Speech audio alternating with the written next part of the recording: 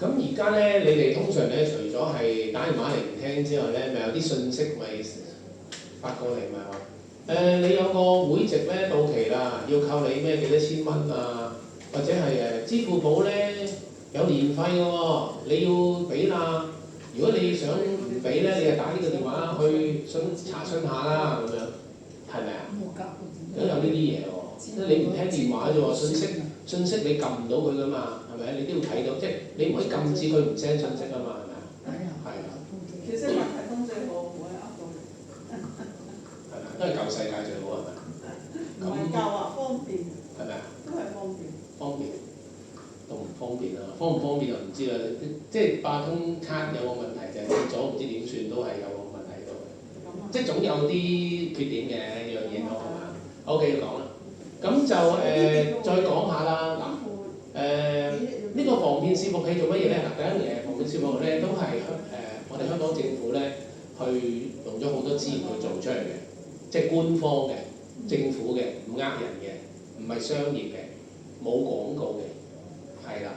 咁第一樣嘢咧，佢就做乜嘢咧？就係、佢就係有個裏邊網上面有個大數據，佢就係傳晒所有曾經欺騙過人嘅，譬如乜嘢網站啦、電話號碼啦，呢啲嘢佢傳低晒嘅。咁你裝咗嘅時候咧，佢就可以提醒你，究竟呢啲網站、呢啲電話號碼係咪有潛在嘅風險？但係佢呢個軟件有一個幾大嘅問題，令到好多市民唔想去用佢嘅。你估係乜嘢？原來佢就係唔可以隔走咗啲做生意嘅電話。係咯。你好多時係咪大家都係接到啲咩電話？問你咩？借唔借錢啊？買保險啊？係咪啊？要唔要體檢啊？嗰啲全部係乜嘢？嗰啲唔係呃你嘅喎，嗰啲全部係乜嘢？商業活動嚟㗎嘛。政府係唔可能夾咗啲商業活動去嘅。係啦，或者萬一你真係有一日要借錢咧，係咪？咁然後跟住咧就係呢度講下先。嗱，第一呢個頭先講咗呢個係防騙視伏器啦。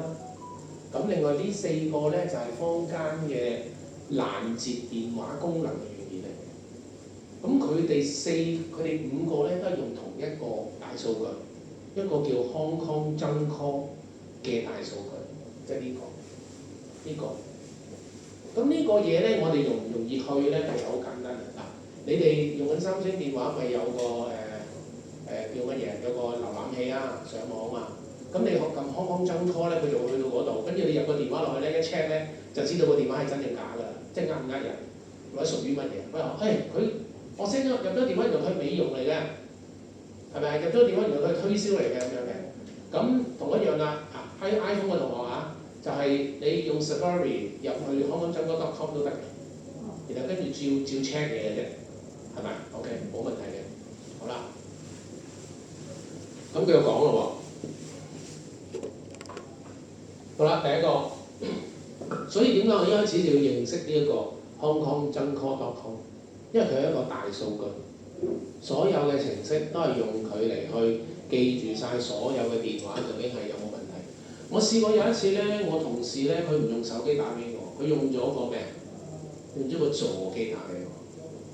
跟住我用 hongkongjungcall 一 check，佢寫住乜嘢？勞亂。係啦，幾好。係咪啊？如果有啲電話二字頭，你唔聽，跟住你去一 check 寫住醫院，咁佢再打嚟梗係要聽啦，啱唔啱啊？係咯，所以要留意下喎。即係其實佢會記載晒所有好與唔好嘅嘢。譬如好似呢度咁啦，嗱，譬如我將個電話號碼，嗱，譬如我打咗呢個 hongkongjungcall.com 喺呢度啦，跟住我喺呢度咧入咗個電話號碼，入完電話號碼之後咧，我撳一 check 咧，佢就會出呢一個啦。哦，原來係中國銀行問我借唔借錢咁樣，即係咁簡單。OK， 唔複雜嘅。意思即係話，原來你乜都唔裝，就咁去 hongkongjungcall.com 已經可以 check 嘢啦，係咪啊？一開始我冇叫你裝嘢喎，純粹淨係叫你去個瀏覽器度撳，去一個網站啫喎，啱唔啱啊？咁個網站其實點解會咁多數據嘅？嚟自邊度？點解嗱？第一嘢，點解啲數據越嚟越多？第二樣嘢，點解會有呢啲數據？我講啊，其實咧永遠咧都係大家通力合作嘅，係不停有人咧收到新嘅詐騙電話又好，推銷電話都好啦，佢報上去啊，好似報咩？好似報東張咁報上去，係報上去，報上去咁佢咪有個記錄咯，係咪啊？即係佢屬於推銷，佢屬於地產，佢屬於保險，佢報咗佢上去，或者佢屬於呃人，咁都可以詐騙，懷疑詐騙。咁你報上去嘅時候，咁你話哇，咁有啲人惡作劇用乜嘢電話，佢連我號碼都話詐騙佢死。原來佢個底層咧會有一班嗰啲電腦工程師去 check 下、認證下你而家報呢樣嘢係唔係真偽，係咪啊？咁所以係一定係防咗邊啲人，即係做玩惡作劇嘅人嘅，得唔得先？好。咁但係又咁講啦，咁個資料庫點解會越嚟越大咧？原來啲騙徒咧好醒目嘅。咩叫醒目啊？見你用啲詐號碼揾啲人呃下，就已經都冇晒乜嘢，冇晒效果啦。咁我咪同電信公司又買啲新嘅號碼，我咪再呃咯。係咪而家有啲四字頭啊？係咪有啲七字頭啊？係咪啊？嗱，當人哋買號碼嘅時候咧，其實人哋一定係唔會講話我嚟犯法嘅，係咪？咁所以咪冇得唔買咯。咁我做生意梗要買㗎，即係等於我買刀一樣啫嘛。我點知你買刀落嚟做咩？我諗住你翻去切豬肉㗎咋，係咪啊？總唔知就唔可以買就係咯，啱唔啱啊？你買翻去有好多騷擾電話。係咪啊？好，即係唔會。講下啦，都係嗰樣嘢。你已經裝咗又得，跟住如果我講嘅時候你想裝又得，或者你唔裝都得。OK， 係啦。但係因為課程裏面包咗，所以我都照講啦。咁第一樣嘢咧，佢就話啦，首先咧，你裝咗有三大功能嘅。第一個功能係乜嘢咧？第一個功能咧就係來電顯示，你會睇到個電話係屬於乜嘢。第二樣嘢，佢話俾你聽係懷疑咩網站。第三個你可以報嘅，譬如你接到一個新嘅號碼，個系統唔知道佢係呃人嘅，你可以報翻俾呢個系統聽，咁你就係出咗分力㗎啦，叫做係咯，係幾好嘅。咁如果如是者咁樣嚇，褪下先嚇。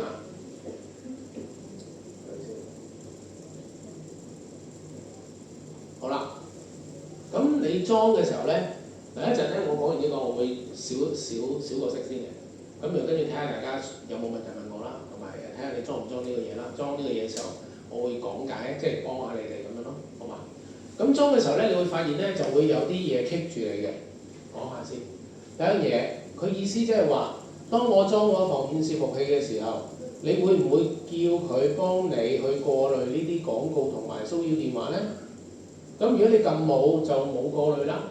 如果你裝完佢原來要剔佢先有過濾嘅喎。咁但係同學仔咧，有時咧佢驚唔夠力啊，佢裝完一個又再裝多個，好唔好㗎？唔好嘅，因為其實裝兩個佢都係用一個嘅啫。你裝四個佢都係用一個嘅啫，所以其實冇關係啦。好啦，咁如果你要裝咗個小紅來電，咁你咪撳小紅咯。咁點解有個中國中移動嘅？點解？就係當你咧，如果你有呢你用緊中移動嗰個網絡，而你又裝咗中移動嘅 Apps， 原來中移動都可以幫你防住啲詐騙電話喎，幾好喎。咁但係佢就係算係商業嘅 Apps， 係咪啊？咁呢個係呢個冇就知啦嚇，即係咩都冇裝啦。咁呢個就政府嘅，呢個就中移動嘅。咁呢個係乜嘢啊？呢個都係商業嘅。佢到時咧，你用嘅時候咧，佢有時會俾啲廣告你睇下。咩叫俾啲廣告睇下？有冇睇 YouTube 啊 ？YouTube 咪有時會俾啲廣告你睇下，即係嗰啲咯。有時會彈啲廣告你睇下咯，係咪？你都唔使錢睇 YouTube 嘛，係咪先 ？OK， 好。咁呢度咧，你裝好晒之後咧，其實咧佢就會係點咧？講下先啊。頭先講咗呢三樣嘢啦。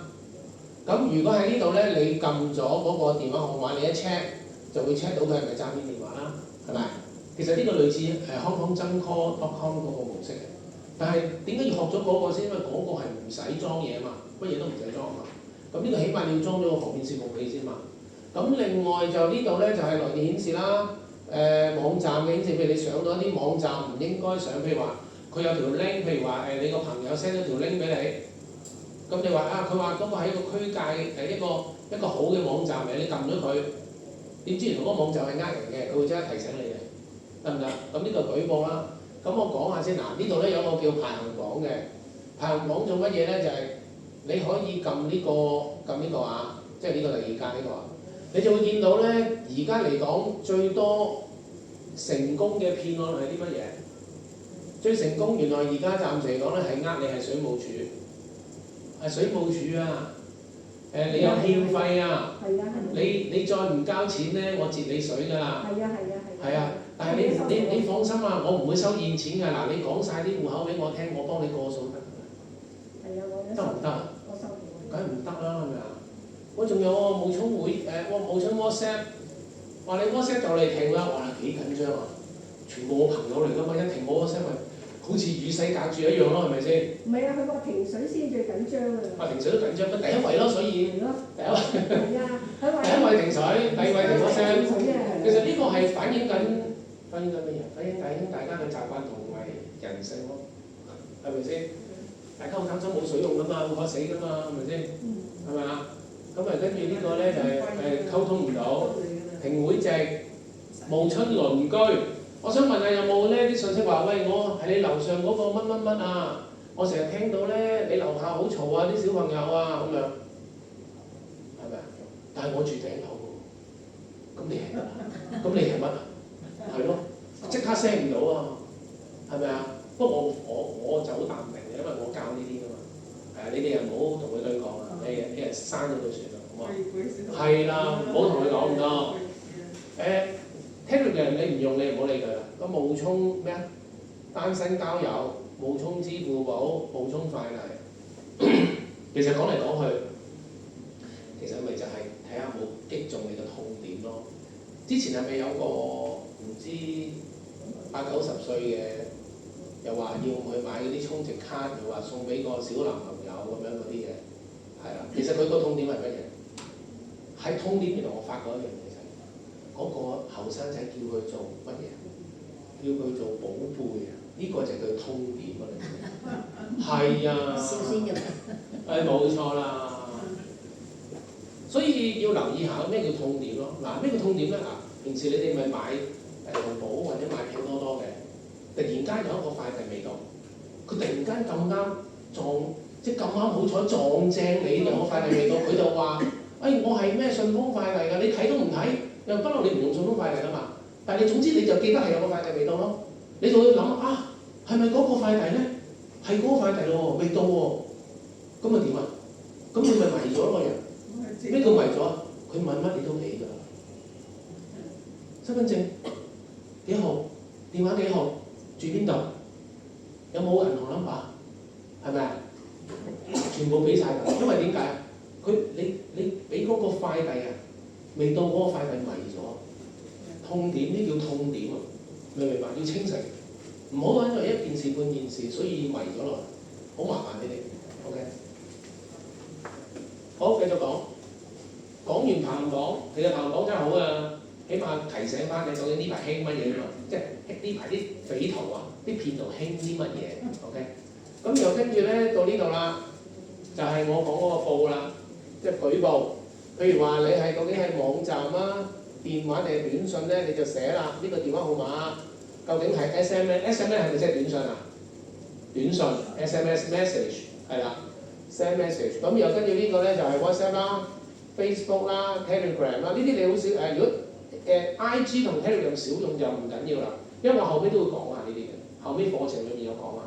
但係依家唔講住。咁跟住你就會打佢個號碼啦，或者打佢個網站啦，嗱呢邊撳呢邊就打網站，撳呢個短信或者電話號碼就入電話號碼，跟住你就將嗰個內容信息貼埋上去。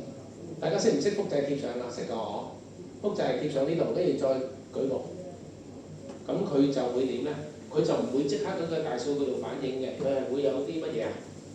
嗰啲叫網絡警察係咪啊？網絡警察去核實一下你呢個舉報係咪真確？係真確嘅就會將呢個電話就擺上去個大數據度，話呢個係詐騙電話，得唔得？